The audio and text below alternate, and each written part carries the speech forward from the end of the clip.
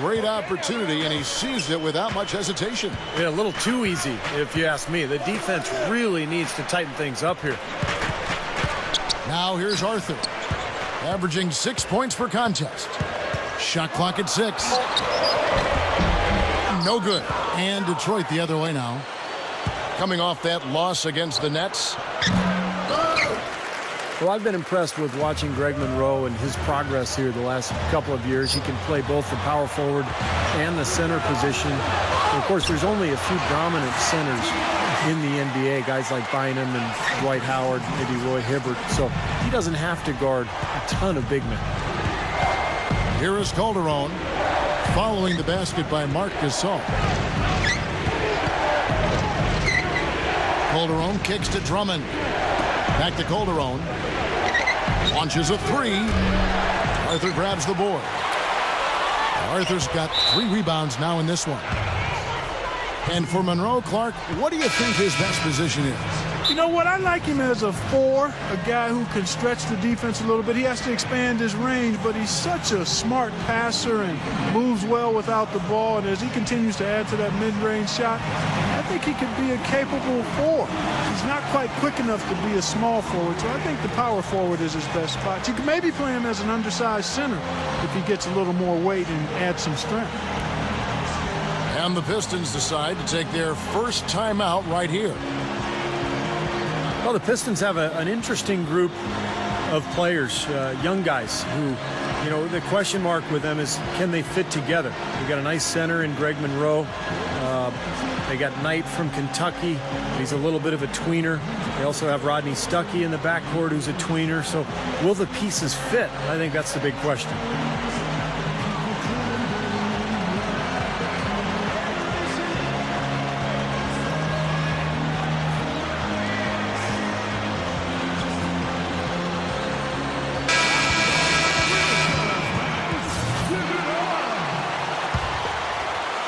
The Pistons have gone just 1 of 4 to get this game started. Well, for Detroit, it seemed that they just had been collecting talent and worrying about having it work together later. Not a knock on them, Clark, just doing what rebuilding teams, I guess, just need to do. Yeah, Kevin, but eventually you have to identify roles and then plug players into specific roles in order for it to work. You can't just get talent and have the same uniform and feel like you're going to automatically be a team. So it's the Pistons now. The Grizzlies making the shot. The shot's good on the assist by Calderon. Monroe's got his second bucket of the night. Conley against Calderon. And it's Randolph penetrating. And that'll be Memphis as it goes out of bounds. Grizzlies retain possession. Let's now go to Doris Burke over across the way, who spoke with Lionel Hollins. And Doris, take it away. Thank you, Kevin. Yes, I spoke to him about the game plan coming into this matchup and addressed the quality shot blocking they'll have to overcome. He said, listen, that can be a factor, psychologically as well as physically. The key for us is just to play unselfishly. Draw the help, kick to the open man. If we execute our offense, we'll be fine. Guys? And Doris, as always, thank you. So, Steve, do you agree with Coach's game plan here, given how tough the D is that they're going to go up against? Yeah, I do. I mean, a huge part of your game plan has to be focused on their D. And I think he's right to put that much emphasis on it. Yeah, I agree with you guys because they are that good defensively. So you've got to worry about that and game plan for that. And then trust that your guys will execute what needs to be done. And that one's good. Well, he wasn't going to miss that. I mean, they were way too late to get to him out there. Well, when you talk about Tony Allen, you know, he can be such an erratic offensive player. In fact, back in Boston when he was with the Celtics, a lot of people called him trick or treat because you never knew who was going to show up on a given night. But he's really become an important player on this Grizzlies roster. Rodney Stuckey's checked in for Jose Calderon. First quarter of play and just over 3.5 minutes in. Allen dishes to Randolph. Memphis moving that ball around. Outside Prince. 6 to shoot. Here's Gasol. Craig Monroe with the rebound. You know, and getting back to Tony Allen, guys, I mean, his aggressive physical style has really become a part of the team's identity. They call it grit and grind. I love that. his emergence has really coincided with this team's rise in the Western Conference's pecking order. As we close in on the start of the playoffs, let's see how the East is stacking up. Taking a look at Miami and checking out Memphis, tied up with them. Well, it was the Memphis Grizzlies winning their last game against the Clippers in Los Angeles. And, Kevin, in that game, we saw a lot of sloppy play from the opposing offense. They coughed the ball up way too often. Yeah, and that did make things really easy, guys. Nice to get a win if you're on that side of it and not to have to work too hard for it. You know, he's got a very laid-back demeanor in person, but he plays hard, and he does a nice job of really following shots, getting offensive rebounds, and finishing second-chance opportunities. And, Steve, that activity extends to the defensive end as well. I mean, he's still improving there, but he's already pretty good at stripping the ball away from shooters as they get into the shooting motion. Prince outside. Just 1 second between the shot clock and game clock. Stuckey passes to Monroe. Stolen by Allen. And there's a whistle that goes against Greg Monroe. That'll be his second foul of the game. Conley off the pick from Prince. Can they get it? No good on that last second attempt there. And we reached the end of the first quarter. And now the second quarter just getting set to start. And guys, what's your take on the Pistons so far? Really good sign offensively the way they started this game out, getting a lot of hoops from close range. Yeah, it's a lot easier to get baskets inside. I know you were a three-point shooter, Steve, and a really good one, but it's always easier to score in the paint. Mike Conley and Tony Allen in the backcourt. Randolph and Gasol are down low. And it's Prince in at the 3 spot. That's the group for Memphis to kick off the second quarter. Great to see the emergence of Mike Conley for Memphis. He's become a top-flight point guard in the NBA. He was the 4th pick. Been a force in the East since they became part of the league.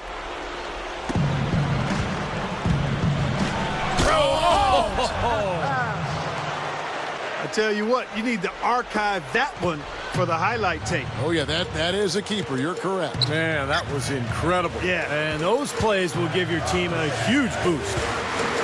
And Shumpert kicks to Novak. And that's good for 2. Novak's got 7 points. Well, you look at the Heat, you take away the first 3 years of the franchise as they were building from scratch. Since 1991, they have only missed the playoffs 5 times. Steve, I think that's an amazing stat. Yeah, the franchise quickly came in and established itself way back as one of the tougher opponents to deal with in the East. They've done a nice job of establishing themselves as a model organization in the NBA over the years. Even against solid defense, he's still going to try to continue to make that shot. Yeah, no doubt. I mean, I wouldn't bet against him in that situation next time. He's so dangerous. Anytime he gets the ball in his hands and gets some momentum going towards the basket. Kicks it to Shumpert. They set the pick. Passes to Novak. It's up a 3. And the shot is good. Novak's got 10 points. He's going to take that shot every time if he has that much room to get it off. Dishes to Haslam. A 15-footer. It's rebounded by New York. Felton's got 3 rebounds so far in the game. They couldn't put the pieces together, losing that last matchup with Boston. And again, the lead changes hands. Yep, back and forth we go, Steve. I mean, back and forth, neither side caving in. Here's LeBron. And again, LeBron missing. Solid advantage in the rebounding totals for them so far here. You know, in every game, but particularly in a close game, every little advantage you can use helps. And they're certainly enjoying one on the glass here. Already he's looking at his 3rd foul. I think the coach will probably look to sit him down until the 3rd quarter. There's the pick. He dishes it to Nova. Leans from outside. And it's Wade with the rebound. Wade's got his 3rd rebound tonight. Goes straight up. And LeBron with the basket, the assist by Wade. Wade's got his 3rd assist on the night.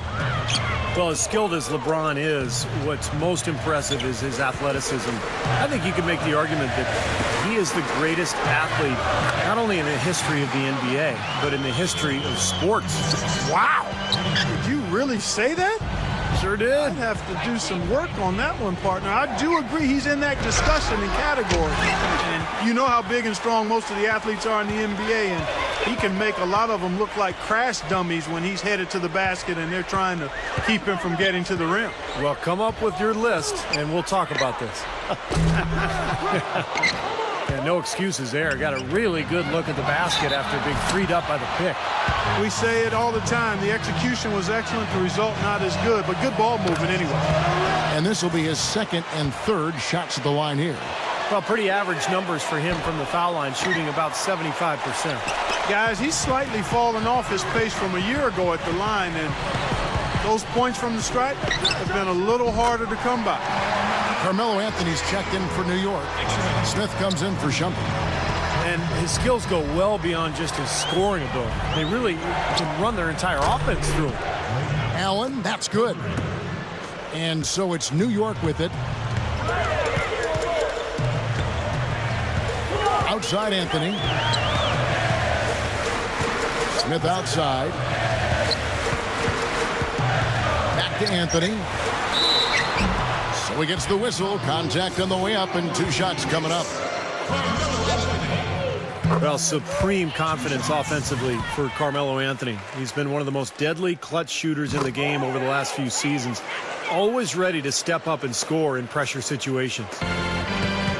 You know, you talk about that clutch scoring ability for Carmelo Anthony. It all comes back to, I think, his size, versatility, ball handling ability, and that quick trigger release on the jump shot. It's really difficult to keep him from getting the shot he wants. Chris Bosh with the rebound. You know, his finishing ability leaves a lot to be desired, guys. He needs to take it to the basket stronger. Allen passes to LeBron. The jump hook. It's rebounded by New York. For 3, Smith. That misses. Would have counted had it gone in. And the first half.